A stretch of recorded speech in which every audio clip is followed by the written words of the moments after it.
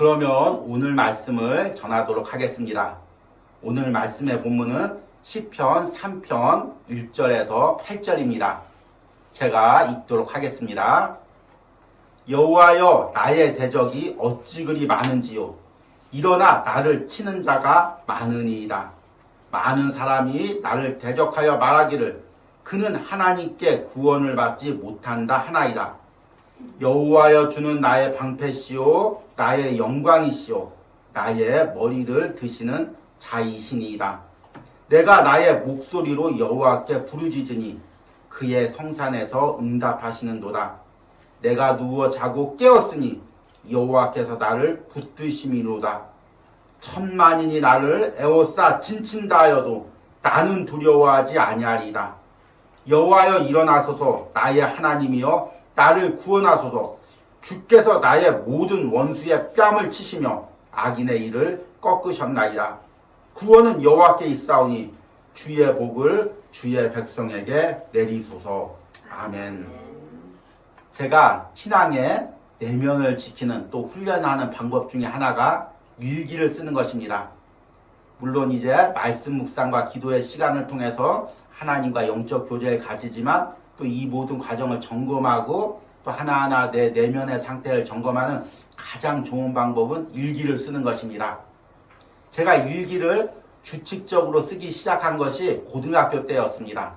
물론 그전에도 일기를 썼지만 그때는 이제 규칙적으로 쓰지 않고 고등학교 때부터 본격적으로 일기를 쓰기 시작했습니다. 그때 처음 하나님께 은혜를 받고 소명을 받았습니다. 그 은혜가 너무 귀해서 그 은혜를 잊어버리는 것이 너무 아까워서 그리고 그 은혜대로 살기 위해서 매일 일기를 썼습니다. 받은 은혜를 글로 적고 또 그 은혜대로 사는 부분들에 대해서 감사하고 그렇지 못한 부분들을 또 회개하면서 그렇게 일기를 매일 써갔습니다. 그러다 보니까 성인이 되니까 일기가 20권, 30권이 됩니다. 또 우리가 이사를 많이 다녔기 때문에 이것을 가지고 다니는 게 부담이스러웠습니다. 그래서 이제 어느 순간부터는 태블릿에 하나하나 다시 일기를 써가면서 정리를 하고 있습니다. 저는 일기를 쓸 때 꼭 그날의 제목을 씁니다. 그런데 질문 형식으로 쓰는 경우가 많이 있습니다. 스스로에게 묻는 거죠. 최근에 내면 세계의 질서와 영적 성장이라는 책을 묵상하면서 지난 한 주 제 일기장에 쓰여진 질문의 제목은 이런 것들이었습니다. 나는 이곳에서 평안을 누리고 있는가? 나는 무엇에 쫓기고 있는가? 내가 마음에서 힘들어하는 이유는 무엇인가? 이런 제목들을 생각나는 대로 쓰고 거기에 대한 답을 일기에 이제 적어 내려갔습니다. 그런데 놀라운 은혜를 많이 누렸습니다.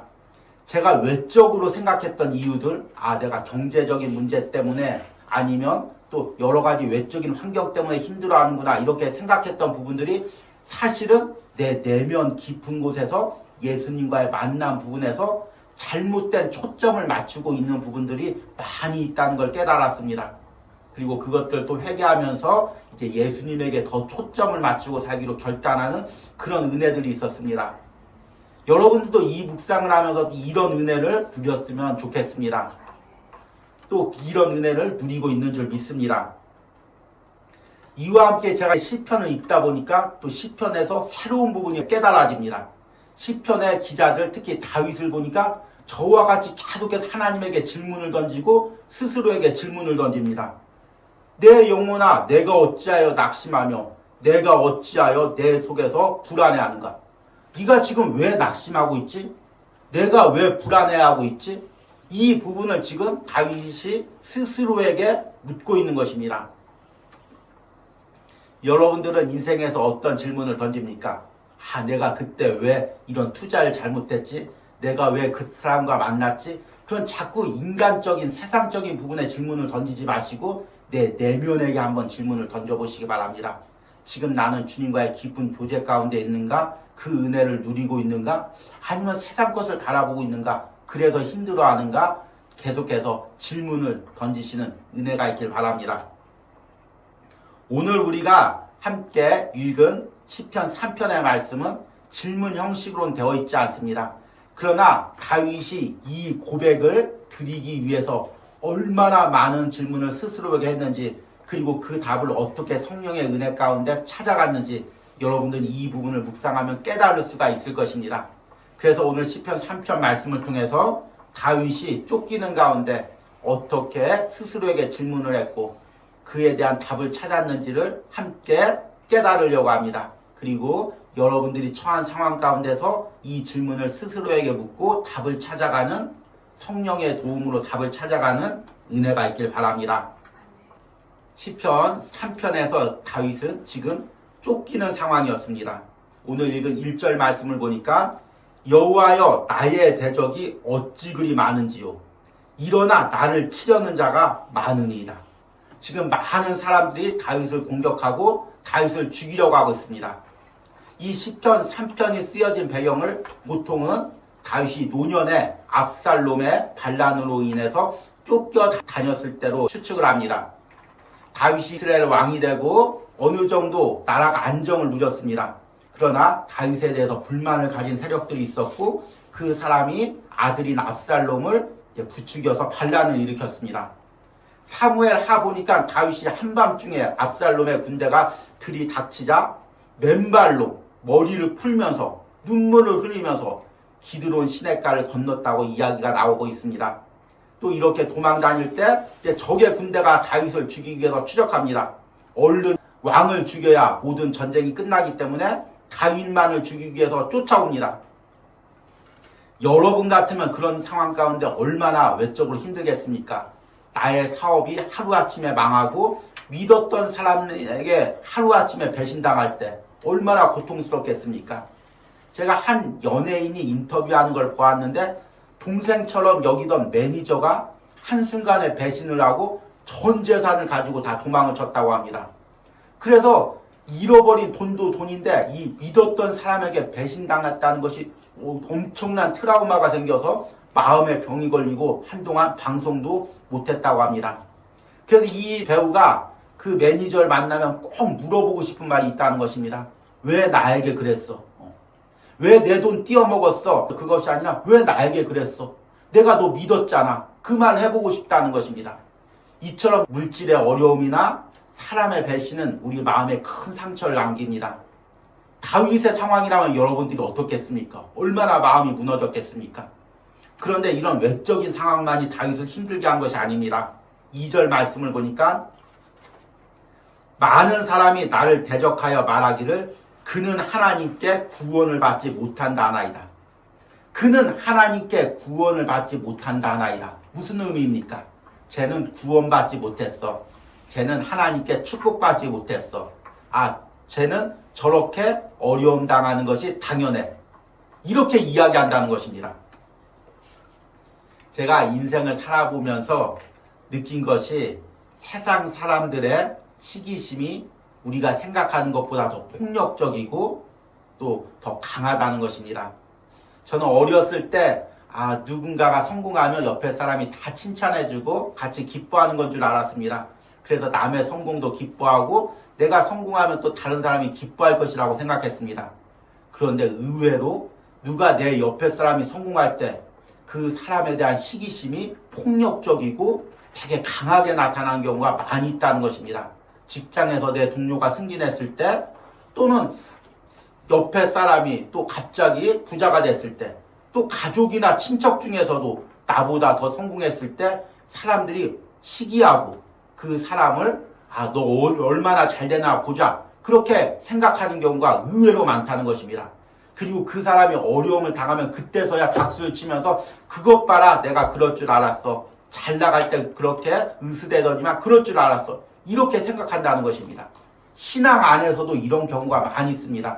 우리가 신앙생활하다 하나님께 축복을 받았을 때 같이 기뻐해 주기보다 시기하고 그 사람이 어려움을 당하면 그것 봐봐 하나님께 벌 받을 줄 알았어. 하나님께 저주받을 줄 알았어. 그리고 저주받을 이유를 나름대로 찾죠. 너 그때 그렇게 했잖아. 그때 예배 안 드렸잖아. 그때 헌금 안 드렸잖아. 자꾸 외적인 것으로 찾으면서 그 사람을 정죄하고 비난하는 경우가 많이 있습니다. 다윗은 오죽했겠습니까? 한 나라의 왕이 되었습니다. 종교계에서 정치계에서 리더가 되면 반드시 반대파가 있습니다. 특별히 또 사울은 베냐민 지파로 대표되는 사울과 싸워서 왕이 되었습니다. 그러니 이제 베냐민 지파 사람들, 그 지역 사람들이 얼마나 다윗을 이제 미워했겠습니까? 왕이 되어서 잘 나갈 때 얼마나 시기했겠습니까? 그러다가 아들의 반란에 의해서 도망 다닐 때 그 사람들이 뭐라고 합니까?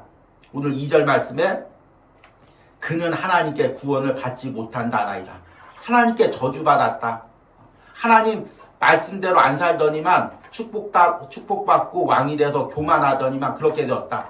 베냐민 지파 사람들 핍박하더니만 그 핏값 받았다. 이렇게 이야기하는 것입니다.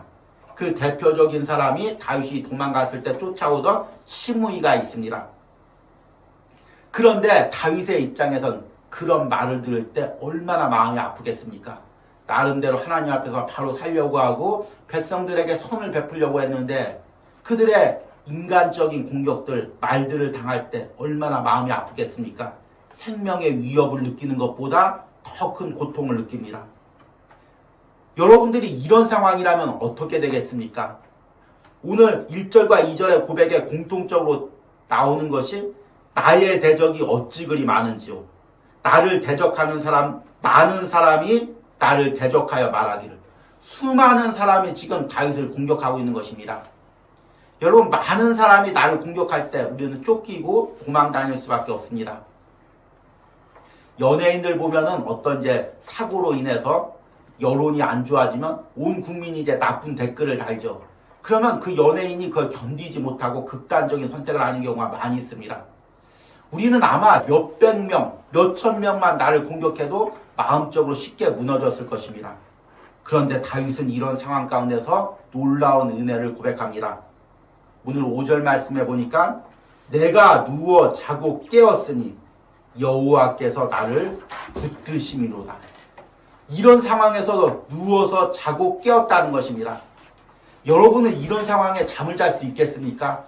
갑자기 모든 것이 다 망하고 아들과 믿었던 사람이 나를 대적하고 온 백성들이 나에게 손가락질하고 종교적으로 비난할 때 여러분 이런 상황에서 잠을 잘 수가 있겠습니까? 이와 비슷한 상황에서 드린 시편 4편에는 이렇게 고백하고 있습니다. 8절 말씀에 내가 평안히 눕고 자기도 하리니 나를 안전히 살게 하시는 이는 오직 여호와시니이다. 평안이라는 말이 더 첨가되어 있죠. 그러니까 그냥 눕고 자고 깬 것이 아니라 평안히 눕고 자고 깨었다는 것입니다. 평안이라는 단어는 무슨 단어입니까? 여러분들이 잘 아는 샬롬이라는 단어죠. 평안이라는 단어입니다. 그런데 이 단어가 또 다른 의미도 있습니다. 안전한, 행복한, 또 쉼을 누리는, 휴식을 누리는 이런 의미입니다. 여러분 이 의미가 이 시편 3편과 4편에서 적용이 되십니까?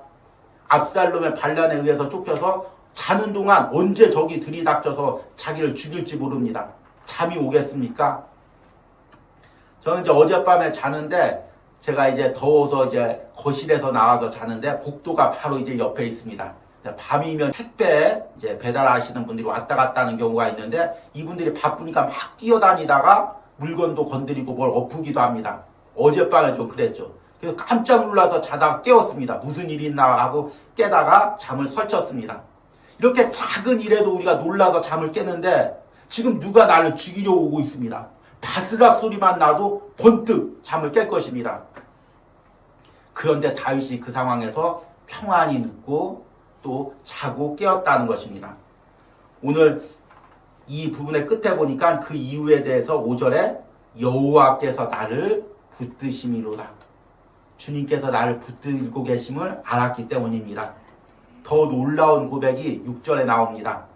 오늘 말씀의 주제이기도 하죠. 천만인이 나를 애워싸 진친다 하여도 나는 두려워하지 아니하리라. 여기서 천만인이란 무슨 의미일까요? 히브리어의 네바바라는 단어인데 많은 숫자를 의미합니다. 이와 비슷한 히브리어가 엘레프라는 것입니다. 다윗이 골리앗을 죽이고 왔을 때 이스라엘 백성 여성들이 사울이 죽인 자는 천천히요 다윗이 죽인 자는 만만이로다 이렇게 이야기합니다. 이때 천천히라는 단어가 엘레프고 만만이라는 단어가 오늘 말씀에 나오는 네바바라는 단어입니다. 그러니까 천만인이란 천만 명이란 의미가 아니라 수많은 사람들, 온 세상 사람들, 그 사람들이 지금 나를 애워싸고 있다는 것입니다. 애워싼다는 거 무엇입니까? 둘러싸였다는 거죠. 포위했다는 것입니다. 나를 압박하고 있다는 것입니다. 나를 쫓고 있다는 것입니다. 진친다는 것은 무엇입니까? 흔들리지 않죠. 그냥 한번 나를 애워싸고 잠시 후에 풀리는 것이 아니라 아주 진을 치고 내가 죽을 때까지, 고사할 때까지 나를 둘러싸고 압박하고 있다는 것입니다. 여기서 천만인이란 단순히 사람이 아닐 수가 있습니다. 내가 처해진 상황, 나의 경제적인 상황, 나의 물질적인 상황, 나의 마음적인 상황, 나의 건강의 상황, 관계의 상황, 이것이 나를 압박해서 온 세상이 나를 압박하는 것처럼 압박감을 느낄 수가 있다는 것입니다. 그런데 뭐라고 고백하냐면 나는 두려워하지 아니하리로다. 여러분 어떻게 이런 고백이 나올 수가 있을까요? 어떻게 이렇게 하나님을 찬양할 수가 있을까요? 어떻게 이렇게 기도할 수가 있었을까요? 우리는 시편 3편에서 짧은 구절을 보고 있습니다. 1절과 2절 말씀을 읽고 5절과 6절 말씀을 읽으면서 이런 상황에서도 다시 이런 고백을 드렸다. 이렇게 우리는 이 말씀을 묵상하고 있습니다. 그러나 이 고백을 드리기까지 다윗이 인생에서 얼마나 많은 어려움들이 있겠습니까? 자신의 그 어려움 가운데서 자신 안에 어떤 질문들을 수없이 던졌겠습니까? 다윗이 매 순간 질문했을 것입니다. 이 어려움이 나를 죽일 수 있을까? 내가 이 상황에서 어떻게 살아갈 수 있을까? 지금 하나님은 어디 계실까? 어떻게 하나님이 나를 도와주실 수 있을까? 계속해서 스스로에게 질문했죠. 그리고 다윗이 찾은 답이 오늘 시편 3편에 나와 있습니다. 오늘 3절과 4절 말씀에 여호와여 주는 나의 방패시요 나의 영광이시요 나의 머리를 드시는 자이시니이다. 내가 나의 목소리로 여호와께 부르짖으니 그의 성산에서 응답하시는도다. 주님이 나의 방패였고 지금까지 나의 방패였고 또 나의 영광이시고 나의 머리를 드시는 자였고 내가 사울왕에게 쫓길 때도 그렇게 모략당할 때도 결국에 나를 보호해 주셨고 결국에는 높여 주셨고 그리고 내가 광야에서 기도할 때도 예루살렘 성전에 계셨던 하나님께서 다 기도에 들어주셨고 내가 있는 장소가 문제가 아니라 내 마음이 문제다. 이 모든 것을 다윗이 다 깨달았다는 것입니다. 한순간 깨달은 것이 아니죠. 젊은 시절 10여 년 이상 사울왕에게 쫓겨다니면서 내면의 훈련을 받으면서 깨달은 것입니다. 또 압살롬에게 도망다니면서도 때론 눈물 흘리고 도망가지만 그 순간에도 기도하고 묵상하고 내면에서 하나님을 만나면서 매 순간 깨달은 것입니다.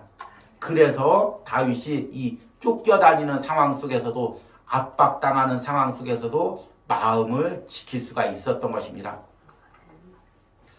여러분 우리 내면 세계 질서와 영적 성장이라는 이 책을 묵상하면서 이 저자처럼 마음의 질서를 세우고 싶고 또 마음을 다스리고 싶은 마음이 들 것입니다. 문제는 이것은 한순간에 되지가 않는다는 것입니다. 여러분 구원은 한순간에 받는 거죠. 은혜도 한순간에 받는 것입니다. 어느 날 기도하다 갑자기 큰 은혜를 받을 수가 있습니다. 그리고 어느 순간 하나님께서 만나주셔서 구원의 확신을 줄 수가 있습니다. 그러나 내면을 훈련하는 것은 한순간에 되지 않습니다. 제가 지난주 묵상에 구원과 은혜와 또 내면의 질서를 세우는 훈련은 다른 측면이라고 말씀을 드렸습니다. 이것은 구원과 은혜가 따로 있고 내면의 질서를 세우는 것이 따로 있다. 그 의미가 아니라 우리가 모든 사람이 은혜로 구원을 받습니다. 그래서 여러분들이 은혜를 누리고 이 자리에서 지금 함께 예배하고 주의 일을 하는 것입니다. 그런데 은혜와 구원을 받았다고 해서 저절로 내면의 질서가 세워지고 영적 성장이 이루어지는 것이 아닙니다. 이것은 내 시간을 들이고 마음을 들여서 훈련해야 되는 부분입니다. 여러분들은 사울왕이 구원을 받았다고 생각하십니까? 아니면은 구원을 받지 않았다고 생각하십니까? 여러 사람들이 이에 대해서 이제 의견이 있죠. 그런데 또 한편으로 성경을 읽다 보면 사울이 성령의 은혜를 체험하는 내용들이 나옵니다. 또 하나님께서 그를 들어서 이스라엘의 왕으로 세우는 것을 보게 됩니다. 다윗 역시 마찬가지죠. 그런데 그 결과가 완전 다릅니다. 왜 그랬을까요? 사울은 내면의 훈련을 받는 시간이 없었습니다. 어린 시절 왕이 된 다음부터 여기저기 전쟁에 쫓겨다니고 그리고 백성들에게 인기받고 사람들에게 어떻게 보일까에 모든 초점을 맞추느라 내면에서 훈련을 받을 시간이 없었습니다. 주님과 고요히 기도하면서 내면에서 주님과 대화할 시간이 없었습니다. 반면에 다윗은 어린 시절부터 목동으로 살아가면서 광야에서 하나님을 찬양하고 기도했습니다. 그리고 또 사울왕에게 10여 년 동안 쫓겨다니면서 광야에서 기도하고 찬송을 드렸습니다. 그 시편들이 지금 우리가 묵상하고 있는 시편들입니다. 노년에는 또 아들의 반란에 의해 여러 사람의 반란에 의해 쫓겨다니기도 했습니다. 그 과정에서 계속 주님과 내면의 교제를 가지고 영적 교제를 가지며 또 스스로에게 질문을 던지며 신앙의 성장을 이뤄갔습니다. 내면의 질서를 세워갔습니다. 그러기에 다윗은 이런 쫓기는 상황 가운데서도 마음이 무너지지 않았습니다. 내가 쫓기는 상황 가운데서 기도하면 돼, 선포하면 돼. 여러분, 그렇게 쉬운 문제가 아닙니다. 한 번 기도하고 한 번 선포했다고 마음이 한 번에 확 다스려지는 그런 문제가 아닙니다. 이것은 꾸준히 기도하고 예수님과 영적 교제를 가지면서 내면의 질서를 세워가야 됩니다. 그러기 위해서 우리가 8월 한 달 동안 이 책을 묵상하고 또 여러분들이 받은 은혜를 제가 글로 적으라고 여러분에게 권면하는 것입니다. 여러분들이 이 묵상을 통해서 내면의 질서를 잘 세워가시고 또 여러분들이 그래서 어떤 상황 가운데서도 마음을 지키고 하나님과 영적 교제를 이루시는 은혜가 있길 바랍니다.